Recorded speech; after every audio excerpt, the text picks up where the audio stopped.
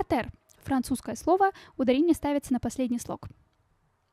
Дальше, насчет кашлянуть. Мы с вами уже разобрались, что правильно кашлянуть от слова кашель.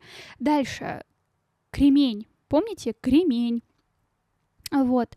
Но... А мне интересно, вы возьмете цифру 3 или нет? Давайте сами сделайте. Дальше, сироты. Все-таки сиротка, это неправильно. И снята, женский род, да, причастие, ударение ставится на последний слог. Насчет кремня. Ну, тут, правда, уже без вариантов, но да, без кремня. Правильно, ударение ставит на последнюю букву «я». Чисто сказала все ответы такие, вы сделаете или нет?